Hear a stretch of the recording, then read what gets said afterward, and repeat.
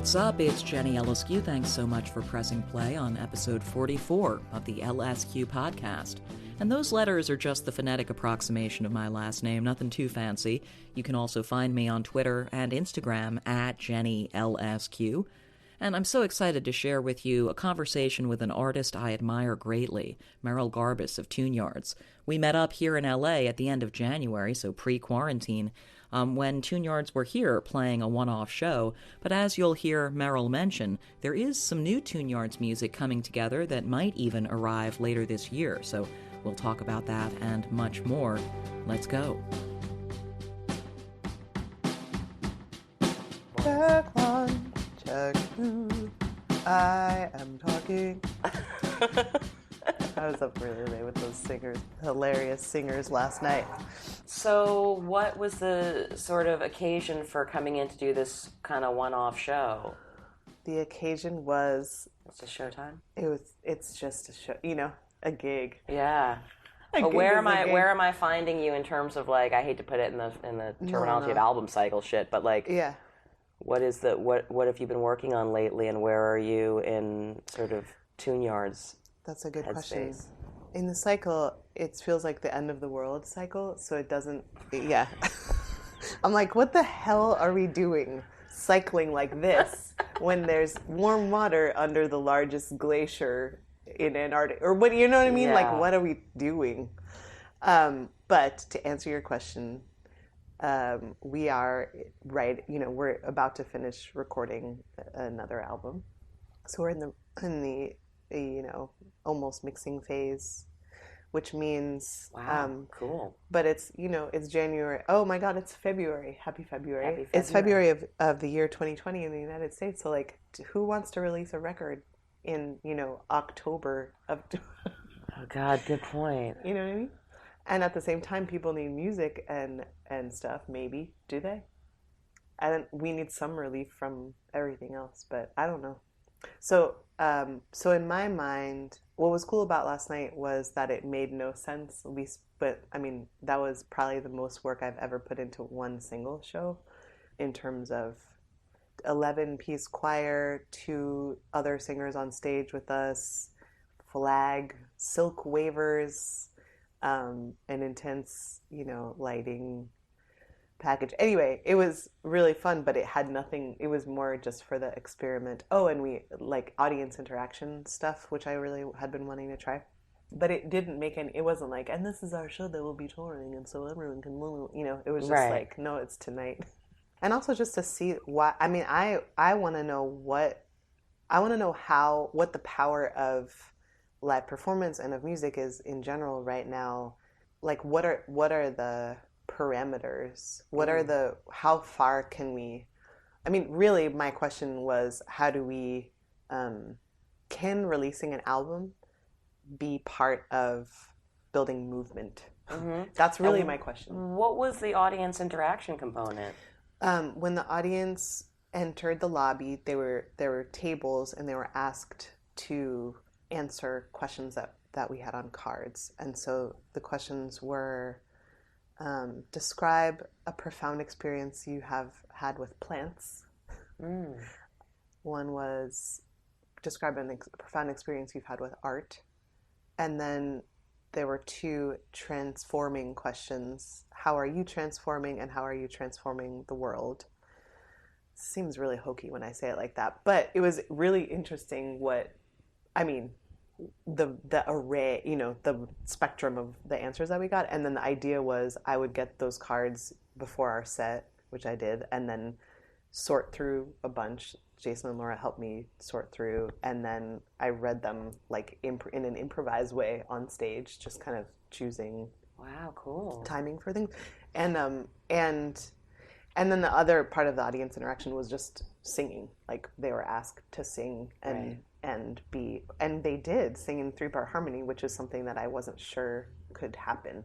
So just these ways of trying to get away from, you're there sitting watching a show and just kind of like being entertained versus we're doing something here together, which tUnE-yArD shows I've always tried to do that, but maybe it's becoming more important to me now to understand like what's the use of a show.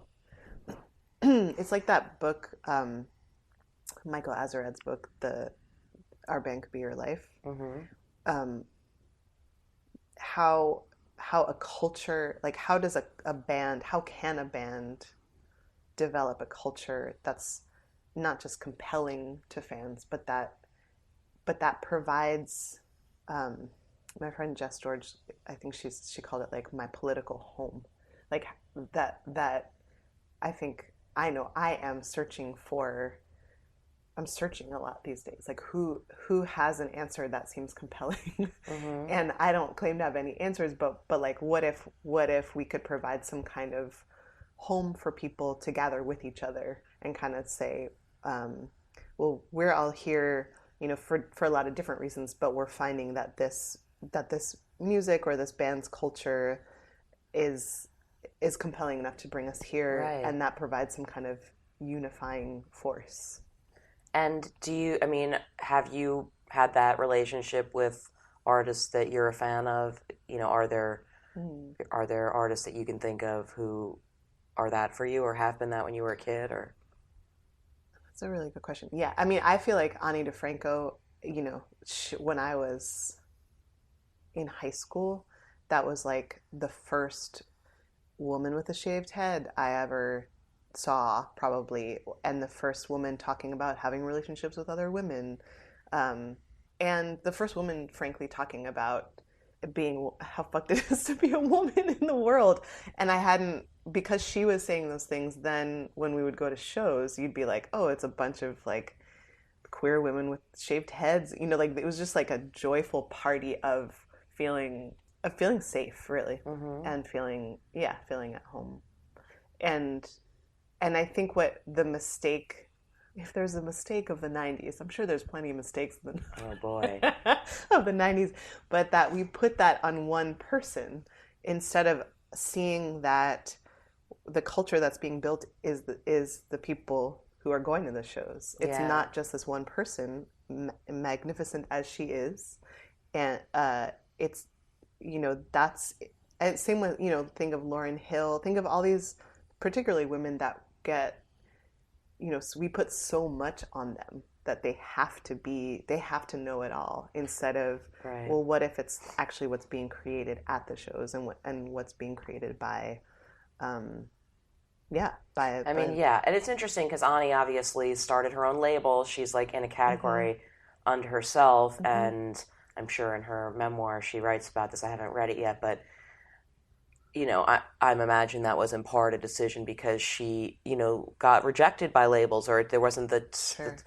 sense that it would be a successful bid. Mm-mm. You know, I think one of the big mistakes of the 90s / music industry in general is not recognizing people like that, and instead trying to make everyone pass as the same, yep. You know? Totally. And you think about an example from the 90s like Fiona Apple, who, mm-hmm. because she was so young and signed to a major label right out of the gate, you know, they did everything they could to present her as this certain kind of like, you know, barely legal whatever. And in reality, we know it was pretty quickly, there's no reining in that spirit, mm-hmm. and mm-hmm. she made it clear who she really is, and it's like, and then you can, but I think, you know, when the industry gets involved, they like try and make everything the same instead of letting it be different, and the difference is what I think maybe draws in the kind of community you're talking about, where they're like, this is my right. artist or whatever. Right. And I think, I mean, as another example, a band like Fish, for instance, where they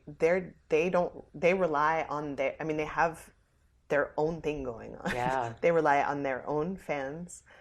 My Morning Jacket, I would say, is another band where the fans, knowing a little bit about how their fans like organize with each other to do charitable work, to do philanthropic work. Wow, that cool. is that it's not the band telling them what to do. This is what I'm hearing, that, you know, secondhand kind of, but mm-hmm. like that's my understanding, is that bands, and I would say both of those bands maybe struggle to win that mainstream industry mm-hmm.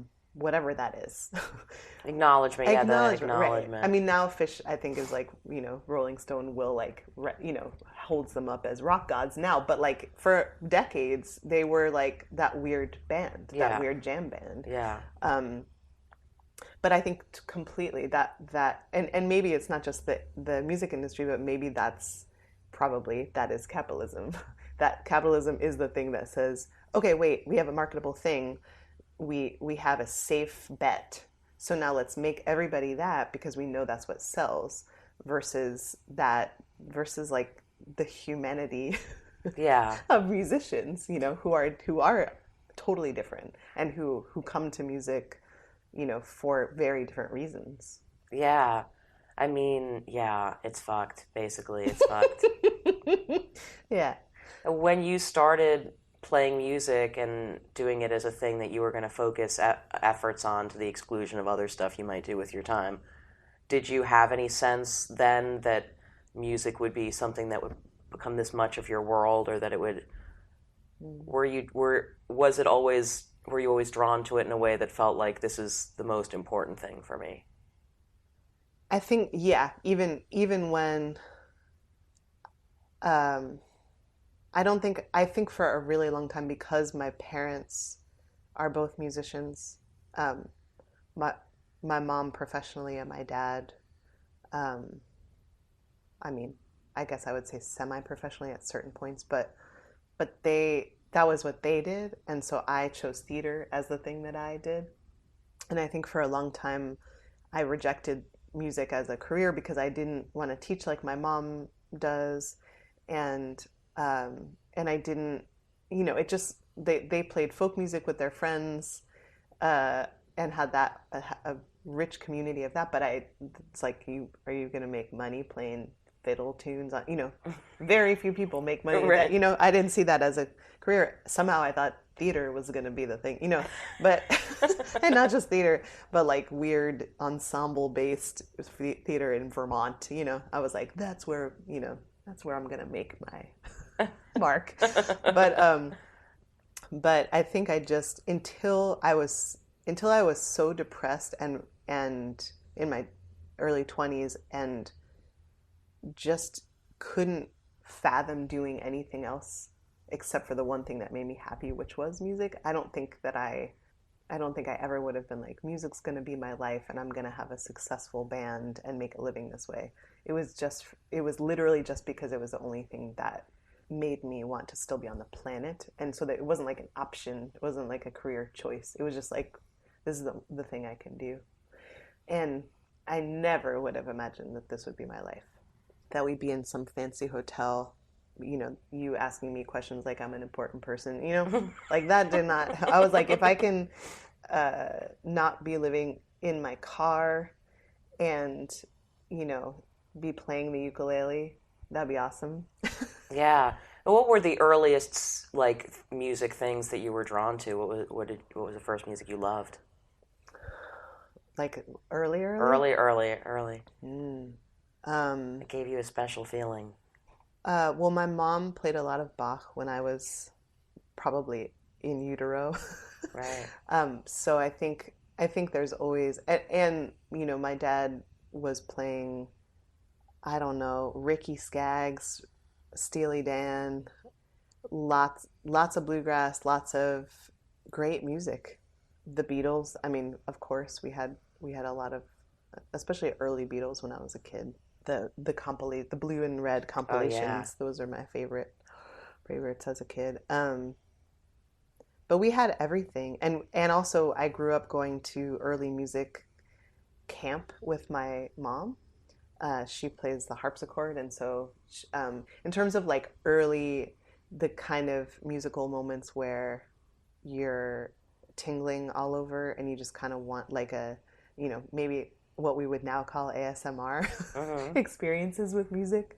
A lot of those were in the woods of Massachusetts, listening to like recorder ensembles and viola da gamba ensembles. So I was exposed to a lot that other people are not really young, and also not just recorded music, but a lot of live music around all the time. A lot of folk instruments and gatherings that way. What were the first things that felt like your music that you were like had to chase them? Michael Jackson. I mean, in terms of like when I was like, oh, this is my music, not my parents' music. Yeah. It was like listening to when we moved to Connecticut and I finally had my own radio and my own little attic space where I would hide. It was all the stuff that was on New York radio in the late 80s. Right. Like all, Yeah, I know. drum machines yeah. we'd never heard before, just these like really, and my parents, I think that was where I was like, oh, I am a child of the 80s, My parents had no, that's too around when they launched. I remember too, when they launched Z100. I was gonna say that was major. Z100. Z100 was major. Huge. Because I don't remember life before Z100, but I remember when it started, it was just like, whoa, this is for the kids. Because where did you grow up? In Queens, New York, Okay. yeah. So going back to Baby Merrill, how did you go from listening to Z100 to listening to Ani DiFranco? Shoot, do I remember? And did you have a friend or someone who kind of told you about a world of music outside of that? Yeah. Yes, absolutely. I had my folk music friends. I was working at that same camp that I went to as a child. I started volunteering there when I was probably 15, 16. And we would go to like folk festivals during the year together. Then like NEFA, the New England Folk blah blah blah alliance, and we would go and wear flowy 90s skirts and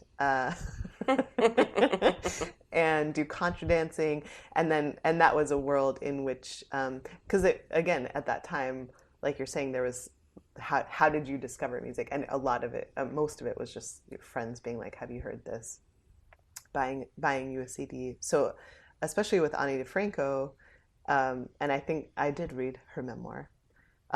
And she's talking about how, I mean, yeah, it was just, friends telling friends, because she didn't have major label distribution. So she was selling a lot of albums just by word of mouth.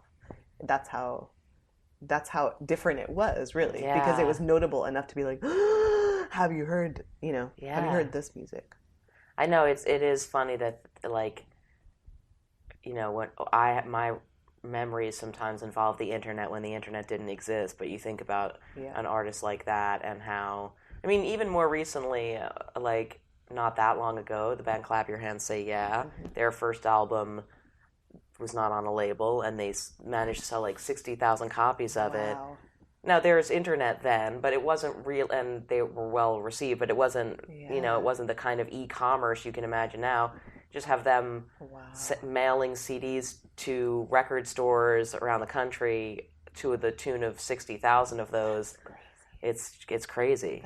But it's a good reminder that like that's what virality is too. It's like it's not just like accepting what's been positioned to be viral, and so you have no choice because you're like, well, this is the thing. I guess everyone's sharing this. Yeah.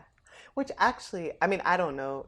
How long have you been out here in LA? I just do winters here, actually. I'm a snowbird. I wondered. Good for you. Yeah. So you've caught me here in the winter a couple of times. Yeah. That seems like a great survival mechanism. It's a system. Yeah. Because I don't know. This place scares me, and I think I think part of it is because of that seeking virality, good word, but in like an empty shell way.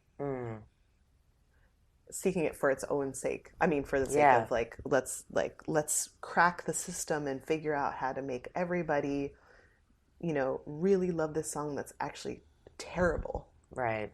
Like that happens a lot. I mean, and I don't know. I have my own taste, so maybe I just think certain things are terrible. But I don't understand a lot of what, like, does it even matter if something is so popular if it's empty? Because because I guess that's back to Our Band Could Be Your Life. You know, as do I run out and buy the next DiFranco album these days? No, and I love her, but I don't. But I have to admit that I don't do that. However, I am a long-term fan. Well, I will go back. You know, I'll go be like, what's Ani doing these days? You know, there's something, she's in my musical blood for sure. Like she's someone that I will go back to versus something that was put there for me. I'm trying to think of like a Candy song. Do you watch that show Songland ever? I don't. It's a unusual songwriting TV show. What? It sounds cool. It does. It is, and it's very like LA songwriting. Okay. Forgetting his name. Ryan Tedder. Okay. It's like Ryan Tedder's show, basically. And they do groups and they have to write songs on certain topics or something? Or Well, songwriters come in, they present a song to an artist. So like the Jonas Brothers are the guests. Jersey. Love the Joe Brothers.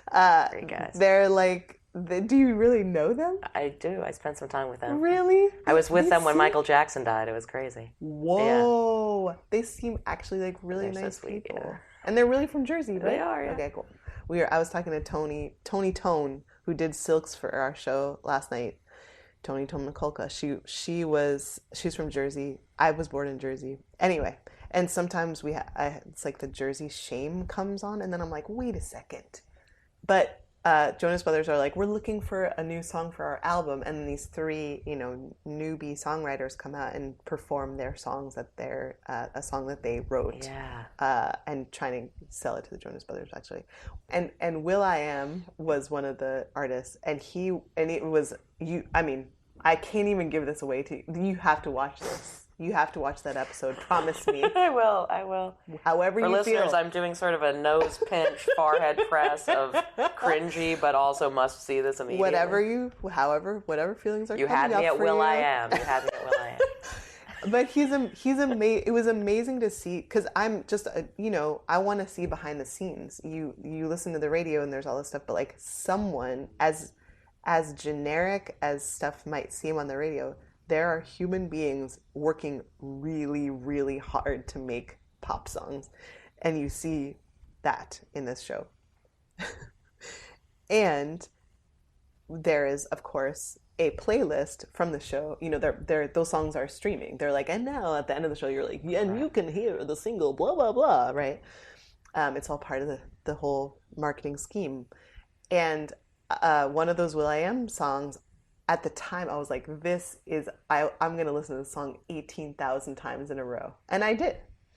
And then I never wanted to hear it ever again. You know, that to me is that different thing than going deep with an artist. And really, we all have that, right? Like, you would not be doing what you're doing, I presume, if you didn't have deep, profound moments with music, right? Oh, yeah.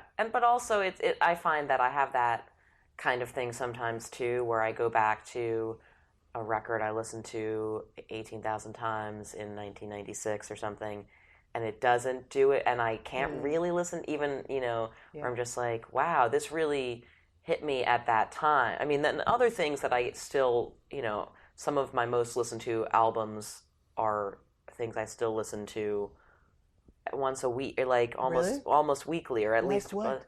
I mean, like, I really love the Postal Service album. Yeah. I listen to it all the time. Yeah. It's just like, if I'm not sure what I want to listen to, I might put that on because it still always works for me. Yeah. Or even like, I know Morrissey is deservingly canceled, but I still will listen to the Smiths and just be like, I just can always listen to it. Yeah. Or Dylan, or, certain things. But there's so many that I've gone back to because I do a show that's like old school indie show, and I'm like, ooh, I'm going to find that one whatever song, and it's not that it's not still great, but it just does. I'm just like, oh, I really remember having a much more. Yeah. Or I listen to the album. I'm like, what was that one song? Right. What was it? I think it was this, and then I think of me crying next to my 5 CD changer. I'm like, remember for her what that song was. What was it? What meant so much? There was, I, which I think is different. I think those, to me, I'm trying to think of, for me. Well, like we played last night with Farka Touré, Ali Farka Touré's son, And I mean, I guess probably because I come from parents who are deservedly music snobs. You know, they know good music Mm-hmm. and they're really harsh critics. Yeah. That I know what a deep, like, I will always go back to Farka Touré's music. That's deep, great music. Right. And great musicianship. You know, it's about musicianship, I think, at a certain point, which is different than some of the stuff we're talking here, which is kind of like the cultural impact maybe of music or Well, it's the magic. You know, sometimes there's magic, and you're like, I don't know why I fucking like this song. It's not like anything I like, but it's a banger or whatever the parlance of our times. Right. Versus things where you're just like, yeah, this is a masterwork. Yeah. It's just is. It just is, yeah. And I'm finding those are, I mean, for me, it's like Johnny Clegg, South African musician, R.I.P. And there's a specific, like that, it's just that album that I will go back to forevermore. And it has cheesy 80s synths on it. You know, like no one else might understand why I like that album. But to me, it's really deep musicality wise, meaning, you know, like Dylan, I have a specific relationship with Bob Dylan. Bob Dylan and I have a specific, it's very precise. He doesn't know about it. Exactly. Yeah, he's never met me, doesn't know my name. But the poetry, right? I mean, it's deep enough so that you can keep finding newness in it, and that also, like, that's the kind of music I want to be making. I know what I'm saying about Ani DiFranco is probably what people are going to be saying about me or already are. Like, oh, in 2011, yeah, I was really into tUnE-yArDs and we wore face paint to shows. Wow. I haven't heard, like, are they still a band? You know, like that. It's always going to happen that way. I understand that. But if I can be still making music that I believe in enough to think that it's going to be worthwhile listening in decades to come, like that's all I can ask for. I don't think I can ask for a career that spans these different, like, what's in vogue at the time, you know? Right. I can't be popular over a year or two, let alone over decades, you know what I mean? So, this moment that you describe where you're you know in your early 20s and you sort of realize that like playing music is the only thing that keeps you wanting to be alive.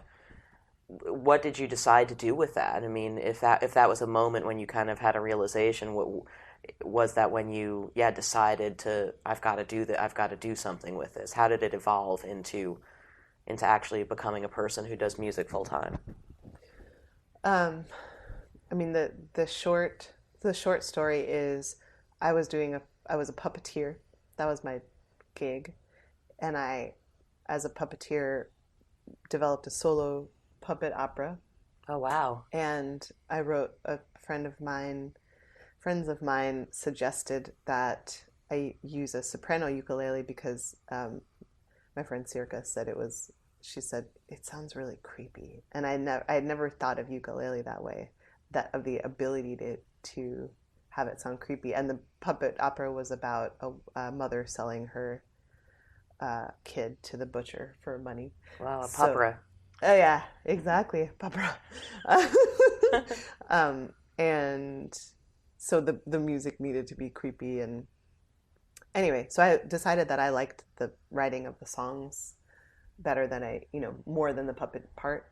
And then that summer, there was a summer where I quit my puppeteering job and I went to work at Apple Farm, a music camp in New Jersey. Wonderful. And that's where I met Nate Brenner, my now partner and in music and life, and met my friend Patrick Gregoire and Suvi, who became the what do you call that when you name something after a person? Patrick. Oh, right, the namesake, yeah. Yeah. So Patrick and I eventually we started playing music together at the end of that summer, and I was like, oh, how about having a band with this wonderful person and these wonderful people? And we started Sister Suvi, and then I started going back and forth to Montreal, and Patrick was the person who said, because it was the time at that point, the mid 2000s, Arcade Fire, Wolf Parade, it was like Canada, between Montreal and Toronto, Yeah. Canada was like its own Yeah. LA of music industry success stories, and Patrick was the one who was like, no, this is actually a viable option to make a living, and I was like, you kidding me? No way. Right. But we just, that was how I got John into trying to make a living doing it. I was otherwise just trying to do it as much as possible and write songs and express myself. Once you way. kind of made that decision, though, that you sort of realizing like, no, doing this makes me feel better. I need to do more of this, and then you started doing more of it. Did you start to feel better? Yes. Yeah. Yeah. I mean, because there's nothing like screaming your guts out on stage to just like let it all out. Yeah. I mean, there's nothing that compares. I mean, it must to have that. been an exciting to kind of shift from feeling that sort of like, oh, what else is there, to being like, no, there's something. It's this thing. Yeah. Yeah. I mean, it literally became my reason for living. And now I understand too that in order to drive a band to a place where you are touring, recording, writing songs, I mean, it's like 8 jobs in one. We were booking, we were driving ourselves. We were doing everything in that DIY band fashion, and so it's all consuming. We didn't do anything but that for 4 years basically, and then I added tUnE-yArDs on top of that when Sister Suvi became. It wasn't the outlet that I wanted for all of my songs, and so I started the looping pedal solo gig thing at around that same time. And so I was just writing songs all the time. I was like living off popcorn. I was just doing the thing. I would get like massively ill once a year or twice a year from just like overworking in that and over touring and not eating properly and not sleeping properly. But that's, I was doing that all the time. And so it's almost as if there's not as much time to be depressed. Right. And also I got, I am a sugar addict. I got off of that a bit. I got to a place where I was just in very, very bad health, poor health in my early 20s too. And I think that, again, the act of just like getting up on stage, night after night, and not being alone at home because what it used to be was like house sitting gigs and just like eating these people out of house and home Right. alone. So all of a sudden at night, instead of being alone eating myself to death, I was out with people and out in exciting with people who are really excited to be alive, and that totally saved my life for sure. And the earliest songs that you wrote, do you think there are elements of that in what you still do, or could you kind of recognize some of your songwriting instincts from your earliest attempts? Sure, yeah.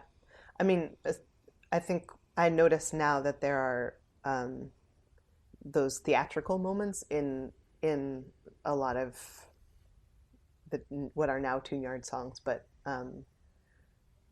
kind of constructing, how do I say that?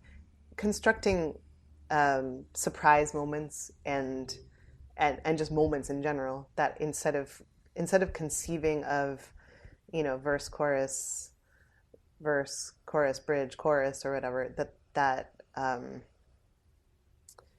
my puppet mentors at Sandglass Theater, they would talk about creating a world, and that's a different way. Like, what you're doing is creating a world for the puppet. You're building so that the audience believes in the puppet. You don't try to make the puppet do stuff. You allow the puppet to experience the world around it. And I totally do that with song. I mean, I feel like that's what songwriting is to me, is building a sonic world, building a world that might not make sense in a linear fashion and a narrative fashion lyrically, but that somehow it's building out a landscape of sorts that the listener gets to live in for a while. And I think that I just noted, it was the song Hatari. Hatari was that was the first song where I was like, oh, this is what I want to do with my life. I don't want to be a pop band. I don't want to be any other kind of band. I don't want to like teach music or learn music in this way. I want to do whatever this song is doing. This encapsulates how I feel about the world. And I didn't understand it necessarily, but there's the part in that song where it stops and then it goes, there is a natural sound that wild things make when forgetting my own name. I can't remember it. Oh my God. And you know when you get like a blind spot in your brain, you're like, that's not coming back. No, it's not coming back. It's all right. It rumbles in the ground, gura, gura, we all fall down. Oh, gee. Like, whatever. Yeah. Anyway, whatever I wrote there was exactly what I meant. And the fact that the song stopped, the fact that it went out of time, the fact that it was kind of like a spoken word thing in the middle of it, and the fact that everything was also wrong about the song. Like, it evoked the feeling of being a white woman in Kenya. Like, that's what I wanted from it. It just felt off and weird and wrong. And it just felt like, okay, this is what I'm doing. And I would say that is what I have done. We've basically been rewriting that song for the past 11 years or whatever it's been. Well, you've been identifying aspects of the thing that are also important to you, because once you hit on the like, oh, I need to do this for survival, and then I want to create an environment for the puppets, and then, okay, this song is an example of how I do what I do, and adding other levels of ambition to what it is, and having it be more reflective of a larger human experience than just your experience. Right. I know, we had a conversation remotely for the radio one time after you had gone and done the course that you took leading up to the last tUnE-yArDs album, which, is an experience of trying to just expand, right, and make it something more than what it was, and more inclusive, more. So it seems like that's a thing you've sort of every so often you set another goal for what the music can be, and as you said at the outset of this conversation, now it's interesting that you mentioned creating a world for the puppets, but we started with talking about making your band into a world for the fans. They're the puppets who are moving around in the world of your music. How do you... Nice. Wrapping it up. Bringing it back around. Bringing it back around. Nice. Call back. Because I know there's going to be... You've said that there's I don't want to make you talk too much about an album that is many months down the line, but I am curious a little bit about how did you tackle, or what are some of the ways that that you intend to do that, to make the music more of a world for people to feel they can live in, and this challenge of writing about anything that people will hear in 2020. Yeah. Those are all good questions. Well, and you know what? I have to just confess that I also have this. I have a vulnerability hangover mornings after I've done a show, and so like right before we met, I was like, shit, because this is the hardest time for me usually. It's the morning after a show where I lose all faith in anything I've ever done. And I felt great about the show last night, but it's just the fact that I ripped myself open that much, as cheesy as that sounds. The next morning, a friend of mine gave me that term, vulnerability hangover. It's too much, and so I'm in shame mode. So when you ask that question, I'm like, well, I don't know, and I just better crawl in a hole because because I don't know what I'm doing. What we did last night, and what I wanted to build with the new songs were songs I've been asking myself the question, what songs are needed right now? What songs do people need? What words do they need? And for there, what's brewing in my head is, do we source lyrics from people when they say these are the lyrics that I need? Do we create music that has simple enough harmony in it that people can learn songs and learn harmonies and sing together in an audience in harmony? That these are the things that I'm mulling over. And I think what I've come to in a lot of these ways is that I need to trust myself, actually. Vulnerability, hangover or no, that people are already finding meaning in the music that we make. That if I trust myself and I trust my own sense of what I want from lyrics and what I want from music, that they're gonna be, that's really the only way I can do it. The other way is, what lyrics do you all want to hear? And people, will generally be like, I need to hear, there's a light at the end of the tunnel, or hope is still alive, or these things that I personally feel no emotional attachment to. You can't tell me, don't tell me hope is alive in a song right now. Ugh. Right. We don't know what hope means anymore. Yeah. I don't. And so I need you to complicate the word hope, So. But that's what they want you to do. Exactly. And they're gonna find that in some obtuse thing that they think means that, or hope means that. Exactly. Or will tell themselves that's what you're on about, because that's the magic of songs, right? Exactly. Yeah.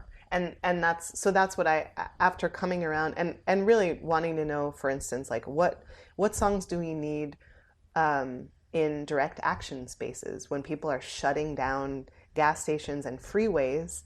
What's needed there? Mm-hmm. And I think that brings up this whole other question of music that's used in political action, and where that, so much of the music that people want to sing or do sing at rallies, at protests, at marches, is civil rights music. And so, and that's becoming problematic when a bunch of mostly white, baby boomer climate activists sing civil rights songs at a climate rally. That there's also a disconnect there. And I started to get into what is protest music. And I think, again, going back to Dylan, that those Dylan songs, they don't, they're not straightforward. They're ever. And in fact, to such a degree that it's like Dylan against the world. Anytime you think you know what he's saying, he's like, no, no, no, So, but this is all to say, I've been thinking about, going through all these permutations and always asking myself, what's my purpose here? And is my purpose to be in a freaking album cycle? Is that just the hamster wheel of musician life? Or am I meant to do this other thing? And what I keep coming back to is why don't you just keep doing this thing, even though it's sometimes feels very counterintuitive to double down on my own creative integrity, just keep going and dig in that rut. But that's what I keep coming back to is that we actually need more complication. I don't need, I'll speak for myself, I don't need hackneyed messages of old style hope that doesn't feel relevant for now. And so then it becomes questions like, okay, what about this? How do we talk about, how do we keep it complicated so that I understand that what feels so urgent to me, what feels like the end of the world to me, is not necessarily the end of the world to others, mm-hmm. or that others have endured their own apocalypses, mm-hmm. already, and that for me for me as a relatively privileged white woman to say it's the apocalypse is how is that erasing others' experiences of apocalypse? That we're not, as much as I think a lot of white liberals want to say, let's all get together, we're all in the same boat now, and it's sinking in the rising tides of climate change, that we are not in the same boat, and that how do we get right with each other to become a unifying force, unified enough to really be able to combat true powers of evil.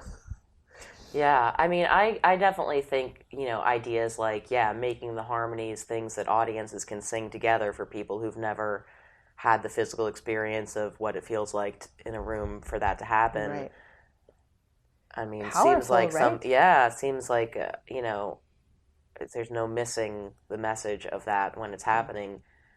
What I feel like I really do walk, and I'm sure people can't stand the cheesiness of tUnE-yArDs sometimes, or my utter sincerity or whatever it is, but I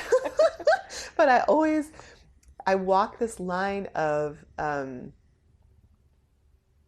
what is it? It because I can't help but be sincere, and I can't help but be myself, and I grew up in harmony singing. I grew up with a bunch of folkies around all the time, and the sense that collective music making was, you didn't think twice about it. Like, that was just part of life. And when we were teenagers, we'd roll our eyes, and be like, mom and dad are having another, like, here come the banjos, or whatever. But I took it for granted that was just happening all the time. But now it's interesting now that we are, I think, grappling in culture with how we get out of cell phone isolation and a growing sense of loneliness, however we're connected digitally, that people are going back to these, to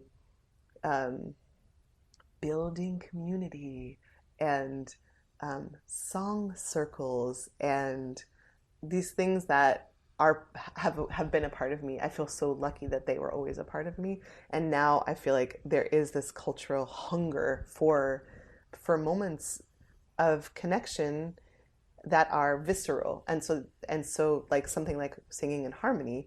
Unfortunately, I'm saying we, again, who's we? But like for me, that has been lost in everyday life for me. And I'm a musician, so that's saying a lot. There's a lot of, again, I'm hesitating on we because, if you grow up in church culture, you probably have a lot of communal singing all the time. Many of us don't. And so how do we bring back those things that, as cheesy it is as it is to say, I just want everyone to sing in 3-part harmony, man, and then we'll all be fine. But there is truth to that being connective tissue for us as human beings. It must feel good, though, just to be at a point where, like, as an artist making unconventional music, to just have reached a level where you're like, you know what, we have this audience, we're doing the thing, we're going to put out another record, it's going to all happen. It's album campaign. I'm glad you're saying that. I'm like, all right, if Jenny says it's going to happen, it's going to, right? It means it's going to happen. But I mean, you have this, this opportunity to sort of to make it whatever you want, and because there's already people who love it and will be receptive to whatever you're going to do. And there's already people who hate it, which is really what I needed. Like, I mean, really what I needed as a total deep people pleaser. Like me, please like me. That was always in me, at war with the part of me that was like, I'm gonna get you, like I'm gonna tear your face off with my voice. So I always had these two things going, and now that I have experienced people truly disliking my music, and I'm saying our because Nate is surely part of that dissonance that we create, but now that I have experienced that, and I can go, oh, it's not for everybody, and that's okay. And yes, we have enough people who are getting something from this that it looks like we can continue this as a career. It's totally huge. As much as my suspicious, superstitious brain says, you know, this is all going to end really soon. And boy, have you been lucky, but your luck's about to run out. That's always kind of milling in the back of my mind. But it's true. We have so much support, and we have so much, speaking of hope, I have hope that there's enough there to support whatever comes next, and that people will come on the ride with us, which is no small thing. Word. I think that's a good place to end. Woo-hoo! Yeah. Thanks. Thank you so much. Thanks Merrill. for making so many changes and plans, but we did it. Oh yes, that was one of my favorite interviews on the program so far, and we're almost 50 episodes in. Love you, Merrill Garbus. Thanks again for the conversation. And that brings us to the end of episode 44. Please do subscribe and leave some feedback and reach me with questions, etc. at JennyLSQ. The next episode, out in a few weeks, features an interview with Tim Heidecker. We talk about music, principally, but some comedy as well. And I also have episodes coming up with Empress of's Lorelei Rodriguez, Dashboard Confessionals' Chris Carrabba, and King Tuff's Kyle Thomas, among others. Thanks again for listening. Talk to you next time.